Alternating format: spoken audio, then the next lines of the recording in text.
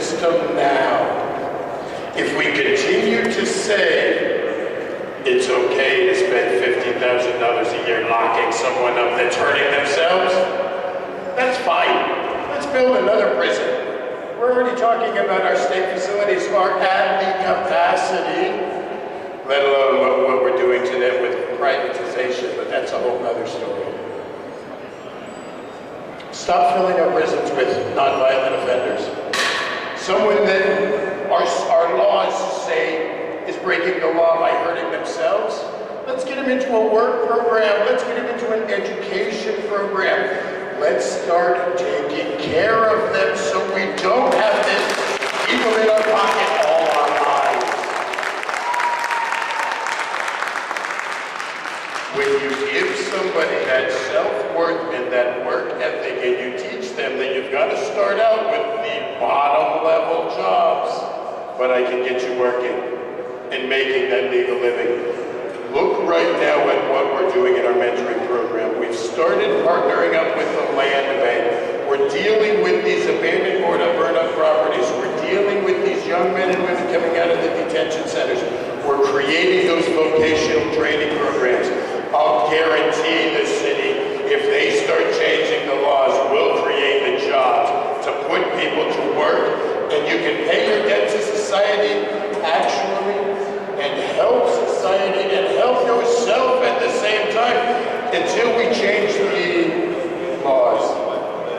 We should start changing the punishment. My gosh. Help people take care of themselves. Don't put more roadblocks in front of them.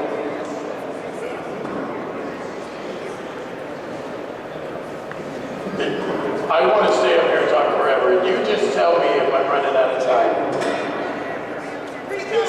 Someone asked me when I was running for governor how many people we've dealt with in our program over just the last few years.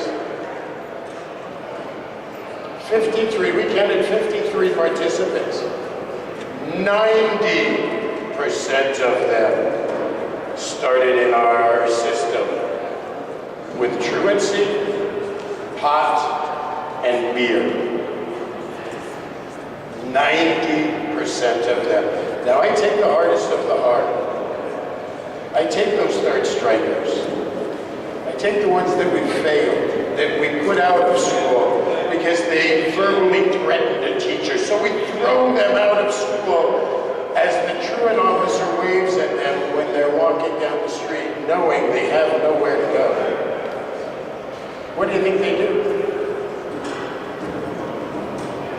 If we would start creating a system that saw marijuana and hemp as one of the solutions, not the enemy, we would have a situation that is solvable.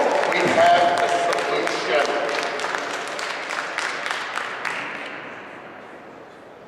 You know, years ago, we were clothing our military in hemp clothing.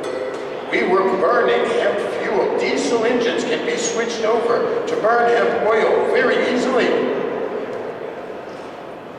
Hemp paper is a very great renewable resource. Why are we ripping up our trees? Cotton oil and timber has a lot to do with this. Hemp would take them all out.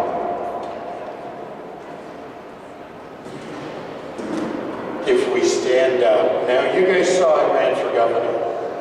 A lot of people said I had no hope. It didn't matter. If we don't stand up and fight this fight, if we don't stand up and make our system change, make our legislators see what they're doing to us. We do not want to fund a war on our own family, on our children, on our neighbors, on ourselves.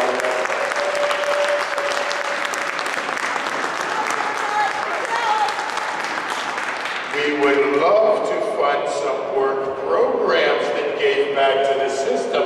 We would love to fund some programs that actually took men and women that are struggling with making that legal living, that are having to them to some of the illegal and show them the path of legal living. When you don't have a way of making a legal living, you're going to the illegal.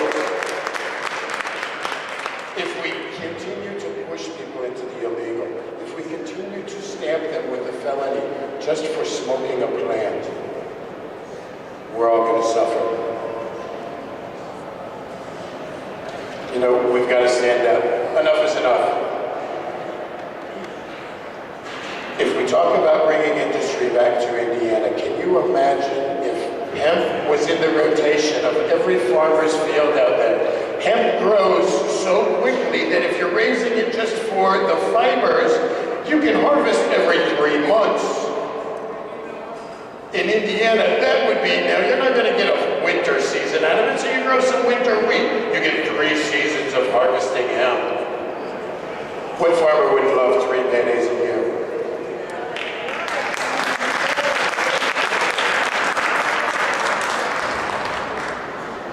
The studies have shown 300 gallons in 3 harvests, 300 gallons of oil per acre.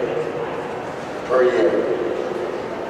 Corn gives us 5 gallons an acre. Now my family grows, my wife's family grows corn. They're great farmers.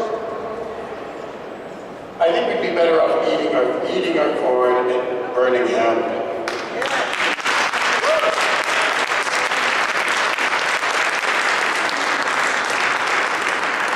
I have to say, it's not going to be an easy battle, but it is a battle we need to fight. I'm not going anywhere. You saw me run for governor. I've made a stand. I'm making that stand. Enough is enough. We've been working for 20 plus years in our community, changing one person at a time. It's moved now into whole communities and neighborhoods. We're now dealing with some of the government agencies, the land bank, the code enforcement, the parks program, and we're working very well with them. We have to all work together. And both sides, all 3 sides, need to see the value in working together.